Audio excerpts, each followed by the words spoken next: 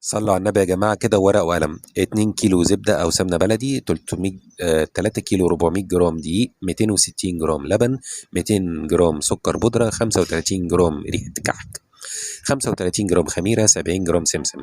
درجة حرارة الفرن يا جماعة بتبقى على 190 أو 200 درجة مئوية لمدة 20 دقيقة لحد ما الكحك بتاعنا يلون. بنضيف كل المكونات مع بعض يا جماعة، بس الأول بننخل الدقيق زي ما اتعلمنا في كل العجينات اللي احنا اتعلمناها قبل كده. بعدين بننزل على الدقيق بالمكونات بتاعتنا، نراعي يا جماعة إن نضرب الزبدة الأول مع السكر، وبعدين بننزل بكل المكونات على بعض، بنخلطها كويس، بنسيبها نريح لمدة تلت ساعة قبل التشكيل بتاعنا.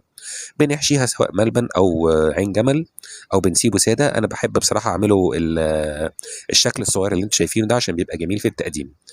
نصيحة يا جماعة: ما نحطش السكر البودرة للزينة إلا عند التقديم، عشان السكر البودرة بيمتص الزبدة فبيبقى ناشف. وكل سنة وانتم طيبين. مع السلامة.